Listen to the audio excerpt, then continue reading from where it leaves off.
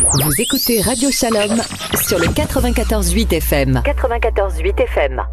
Et on revient donc à notre édition spéciale Vaad HaRabbanim avec David Choukroun de Jérusalem. On va retrouver dans un instant des témoignages à Jérusalem. On va retrouver le Rav qui s'occupe de la tombe de Mordechai et d'Esther en Iran. David Choukroun, le Vaad HaRabbanim, a commencé un peu à s'installer sur Radio Shalom. Les auditeurs connaissent. Il faut rappeler ce que c'est. J'ai donné tout à l'heure pendant l'espace publicitaire, j'ai donné les différents numéros de téléphone.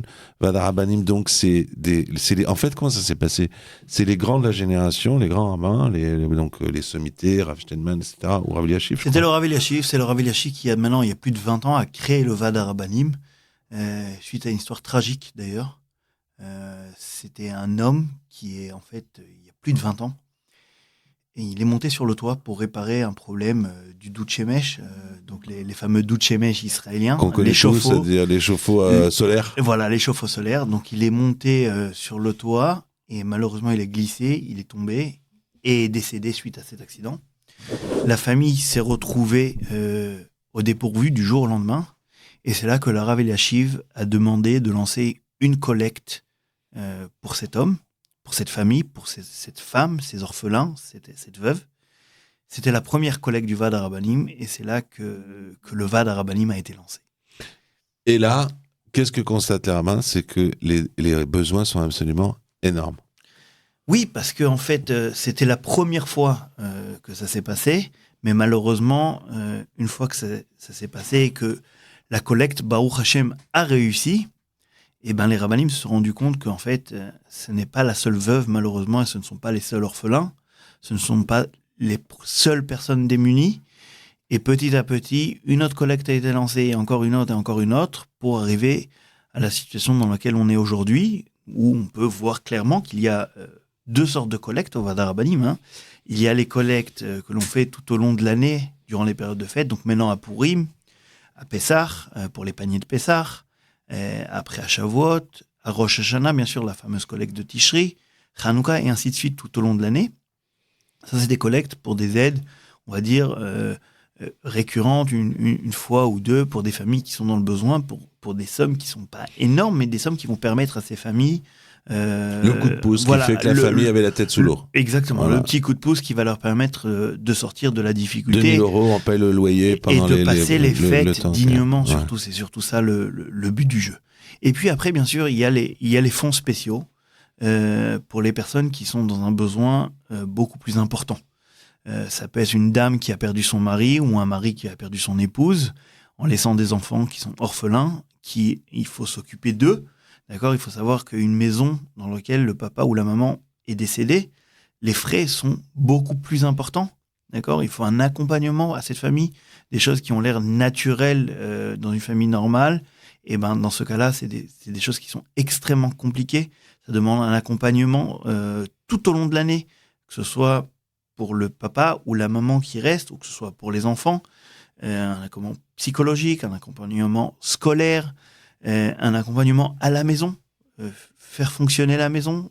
Des fois, un papa perd son épouse et du jour au lendemain, il se retrouve papa et maman en même temps, chose qui est extrêmement difficile. Donc, ça demande un accompagnement. On crée des fonds spéciaux pour ces familles dans lesquels on ramasse, Baruch Hashem, des sommes qui sont extrêmement importantes et qui permettent de faire fonctionner et d'assurer le bon fonctionnement de ce foyer jusqu'au mariage des enfants. Les fonds spéciaux, ça peut être aussi autre chose. Ça peut être des cas de personnes qui ont besoin d'une opération médicale grave qui n'est pas couverte par la sécurité sociale ou par les assurances. Ça peut être le cas de personnes qui ont un coup dur dans la parnassa et un revers de situation et ils savent pas du tout comment réagir face à ce revers de situation. Et pour tous ces cas-là, pour toutes ces choses-là, le Vaad HaRabbanim est présent. On crée des fonds de soutien dans lesquels on essaye de ramasser un maximum de fonds, justement, pour permettre à ces familles de vivre normalement. Alors, on sait que l'argent ne fait pas le bonheur, c'est clair, et c'est évident. Aval, la Mishnah dans Avot nous dit déjà « Imen kemach en Torah ».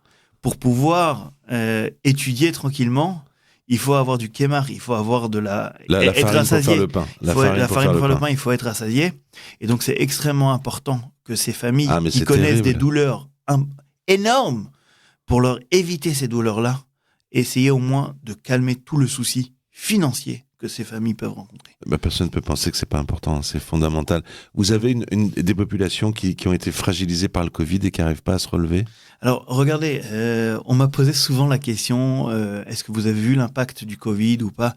C'est sûr qu'on a vu l'impact Les petites boîtes, par exemple, moi j'imagine à tous ces petits on a vu l'impact du Covid petits, au fil des années. Bon, Baruch Hashem, maintenant, je pense qu'en Israël, en tout cas, le Covid, c'est devenu une grippe saisonnière. Tant mieux.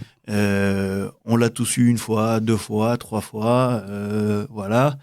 Et je pense que cet hiver, on l'a tous eu à nouveau encore 1 fois. Donc, le Covid, c'est plus vraiment aujourd'hui la difficulté. Moi, je parle d'une société israélienne qui s'est fragilisée parce que, par exemple, je vois bien autour de moi en France, de nombreux des gens de la communauté qui tiennent une boutique, par exemple, qui disent voilà, on a emprunté, c'est compliqué. Non, moi je vois ça. Alors, justement, mais aujourd'hui, les associations de la communauté. On peut dire qu'aujourd'hui, le marché israélien a repris un rythme dans lequel on ne parle plus de Covid. Le problème c'est que aujourd'hui, en Israël, nous traversons une crise financière. Et ça, c'est important à savoir, qui est peut-être due au Covid ou pas, qui est peut-être due à la fameuse réforme juridique, ou qui peut être due encore à d'autres raisons. Je suis pas un financier, donc je suis pas capable de vous dire les raisons de cette crise. Moi non plus. Mais c'est évident qu'aujourd'hui, on travaille une crise qui est importante, notamment avec l'augmentation du taux d'intérêt qui a fait que les mashkantaot, les fameux prêts immobiliers, on peut dire que quasiment tous les Israéliens sont propriétaires, et donc du coup, les prêts immobiliers ont augmenté, le prix du prêt immobilier tous les mois a augmenté. C'est le crédit immobilier en fait. Même pour ceux qui sont pas propriétaires, qui sont locataires, mais leur propriétaire a un crédit immobilier, donc du coup il a augmenté le loyer, donc le prix de la vie en Israël a augmenté énormément. Et c'est des choses qu'on se rend compte en vivant sur place. Et ça, c'est sûr que les familles qui sont en difficulté, qui avaient du mal à finir les fins de mois, et là, ça la fait plus. Ça la fait plus du tout. Vous êtes en contact aussi avec beaucoup de Français, parce que nous, on a beaucoup entendu parler de ça ici à Paris. C'est les retraités qui sont partis vivre sur place avec une petite retraite et qui ont été vraiment fragilisés. Ça a été le sujet de tout l'été. Alors, tout le monde a parlé de ça. Mes parents, ils n'y arrivent plus à Netanya. Alors oui, c'est vrai, quoique là, ça va un petit peu mieux, avec la baisse du taux du shekel du shekel euro. Donc du coup, maintenant, ils gagnent un petit peu plus. Alors, c'est vrai, mais on est plus sollicité par des familles qui ont fait la Aliyah et qui essayent de tout faire, en fait, pour pouvoir survivre. C'est vraiment le cas de le dire. C'est survivre en Israël.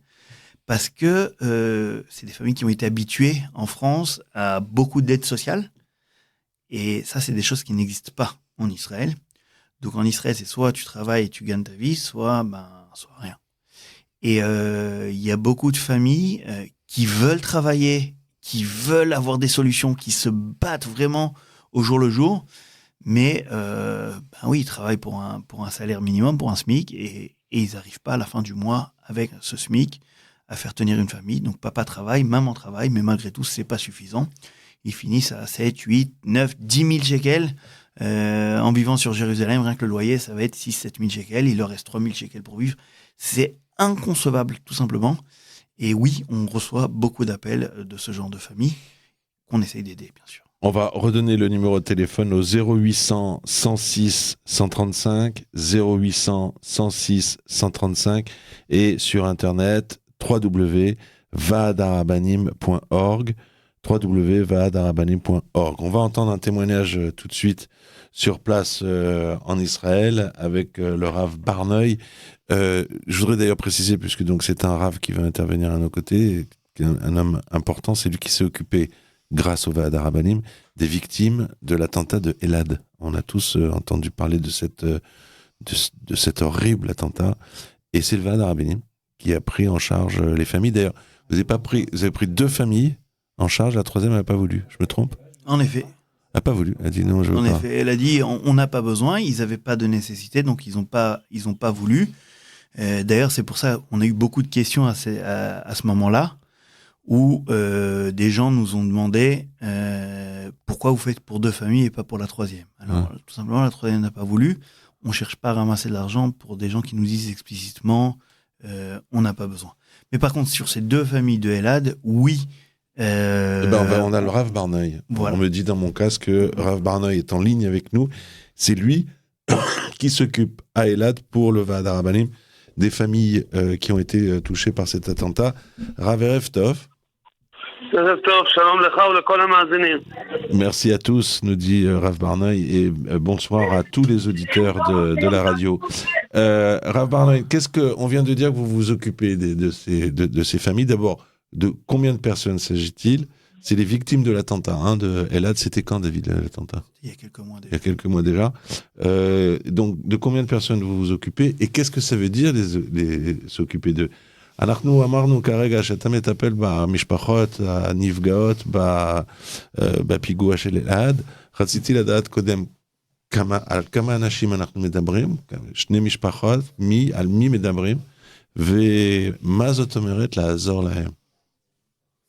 אז ככה, אני קרוב לשנתיים מטפל בכלל משפחות שעברו אבל או פטירה באלעד. Alors moi ça fait déjà...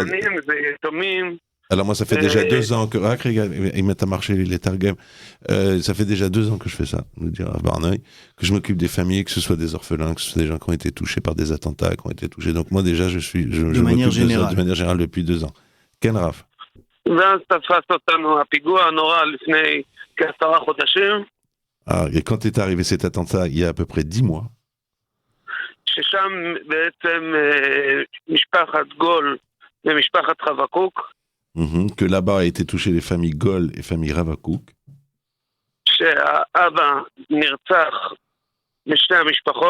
Le père des 2 familles a été tué, enfin donc les 2 pères ont été tués.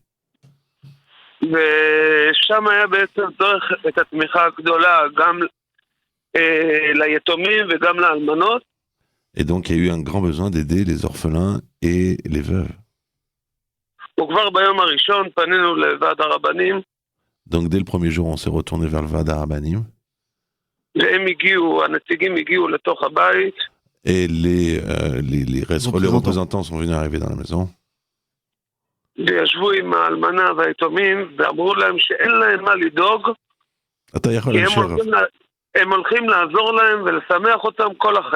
Waouh. Alors ils sont allés voir les responsables du Vaad HaRabbanim. Je dis waouh parce qu'ils ont dit il n'y a pas de limite de temps. Ne vous inquiétez pas, nous on sera avec vous. Tant qu'il y aura besoin. Ils lui ont dit, voilà, exactement. C'est-à-dire que les représentants du VAD sont arrivés chez les veuves de la famille Gol et de la famille Rabakouk et leur ont dit, pour ce qui est de la question financière, ne vous faites pas de soucis. Nous, on vous assure votre subsistance financière. On va s'occuper de ce que vous ayez, ce dont vous avez besoin. On est bien d'accord, ce dont vous avez besoin, tant que vous en avez besoin. Tant que vous en avez besoin. Nous, on est là, il n'y a pas de limite de temps, c'est beau. כן רב.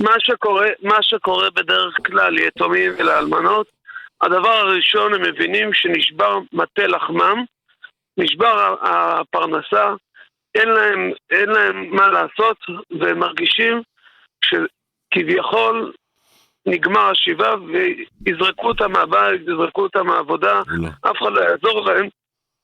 Alors, la première chose qu'on constate dans ces attentats comme celui-ci, oui, David, vous voulez traduire ? En fait, ce que le Rav nous dit, c'est qu'en fait, la sensation de ces veuves et de ces orphelins, après avoir perdu le père, c'est que non seulement ils ont perdu un être qui est proche, mais plus encore, ils ont l'impression que c'est lui, en fait, qui a amené la parnasse à la maison. Et de ce fait, après la fin des Shivas, dès la fin des Shivas, ils vont se retrouver à la rue. Et c'est en fait une seconde perte qu'ils appréhendent, dans laquelle ils ont très peur de ce jour-là, où Chas Veshalom, ils disent qu'il n'y aura plus le salaire, donc on ne pourra plus payer le loyer, etc. Et donc, Rav Barnoy vient et il dit, ça, non. Ça, non. Ça se passera pas. C'est pour ça que Vaad HaRabbanim est là.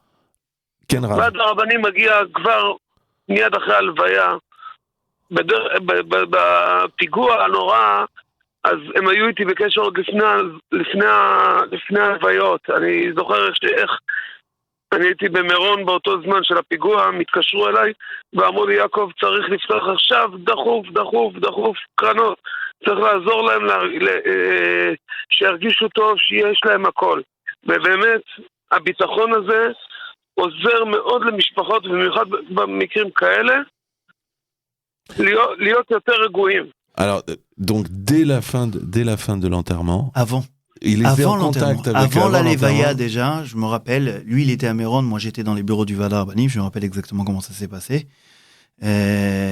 Avant l'enterrement encore, c'est-à-dire c'était immédiat. On a ouvert un keren, un fonds d'aide pour permettre à récolter les fonds nécessaires pour soutenir financièrement ces familles et tout ce dont ils ont besoin. C'est-à-dire qu'ils aient au moins, bien sûr, personne ne va rappeler la douleur et personne ne va pouvoir la récupérer. Non, ça c'est... Mais au moins, ce que disait le Rav, utilisait un mot, il disait au moins chez Tioragouim, que au moins déjà que vous soyez apaisés sur les questions financières, nous on s'occupe de ceux dont on peut s'occuper.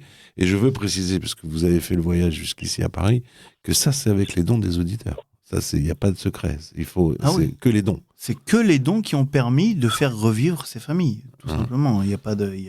Vous avez combien d'enfants dans vos occasions? Kama Yetumim אתה מטפל בהם? משפחות רבות, כשמתחילים עניינים כספים, הם דואגים מאוד מה יהיה, אולי לוקחים עליהם אחוזים, לוקחים ככה, עושים עליהם קופה, אז הם מאוד מפחדים. ועד הרבנים השיק מסך מיוחד באינטרנט, שכל אחד יכול לראות כמה כסף נכנס, לאן זה נכנס, מי אחראי על הקופה, וזה גורם לכל המשפחות שאני עובד איתן להיות רגועים.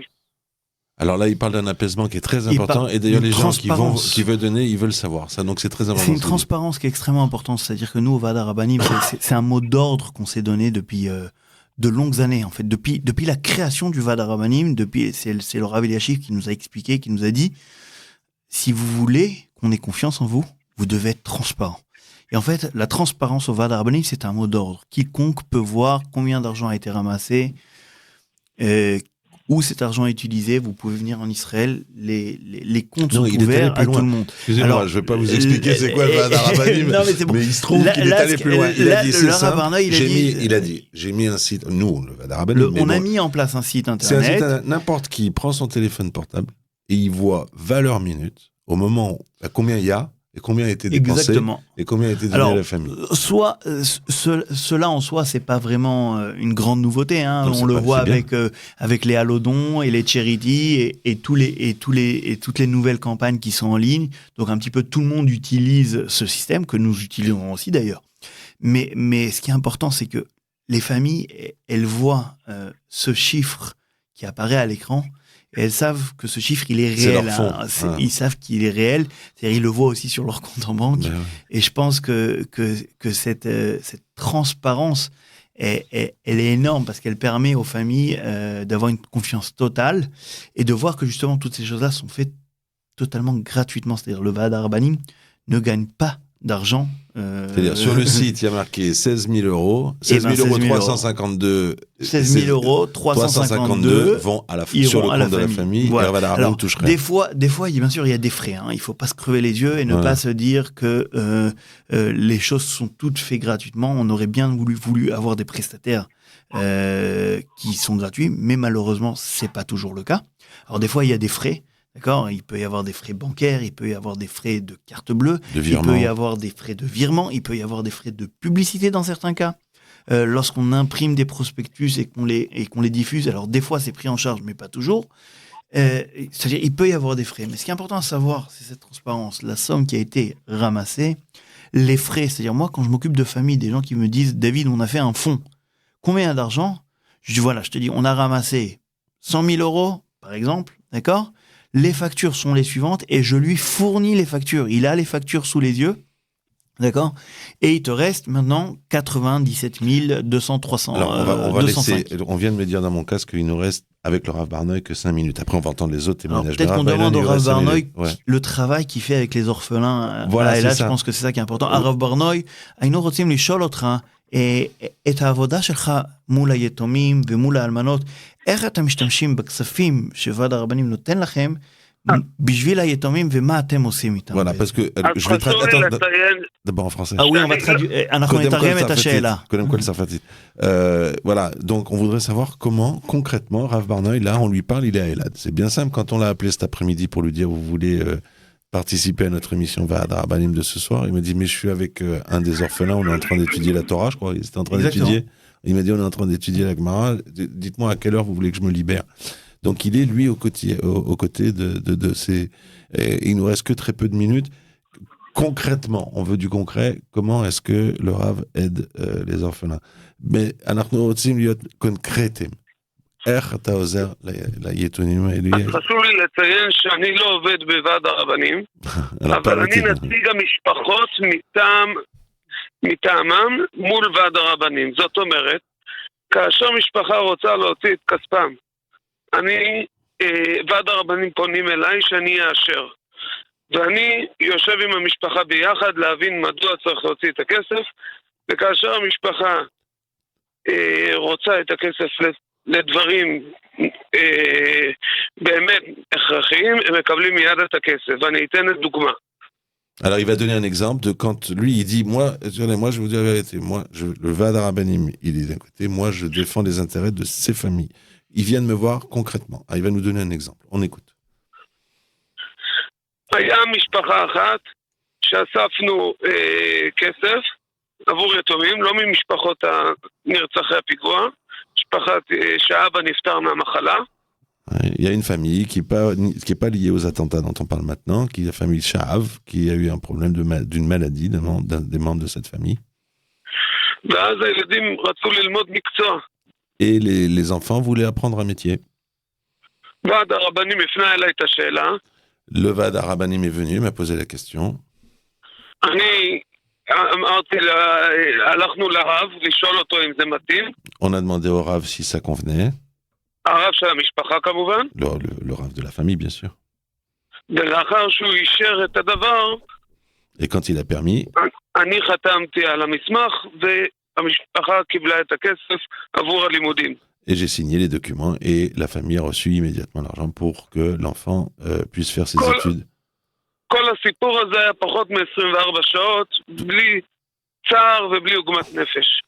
Tout ça, ça prend 24 heures, on le fait sans angoisse, sans stress, pour cette famille qui est déjà durement touchée par des problèmes qui la dépassent. Nous, on fait ça en 24 heures, elle a besoin d'argent pour former le gosse. Donc, on l'envoie dans cette école de formation. Rav Barnoy, אני מודה לך. השם יעזור שבעזרת השם יזכה לביאת גואל צדק ולא נצטרך עוד לפתוח קופות. אמן. עוד לפני פורים. Merci beaucoup, Od Lifnei Purim. Merci d'avoir été avec nous, Rav Barnoy. On donne tout de suite le numéro du Va'ad Rabbanim pour ceux qui veulent participer à ce grand projet. C'est le 0800 106 135. Pour faire des dons, hein. On n'est pas là on fait pas de la philosophie. 0800 106 135 ou bien www.vaadarabbanim.org. On se retrouve dans un instant avec Naomi. Alors Naomi, elle est à Ranana. Elle aussi, elle va nous raconter comment on a aidé la petite fille de sa sœur. Sur votre téléphone portable, retrouvez-nous en téléchargeant l'application Radio Shalom ou en cliquant sur radioshalom.fr.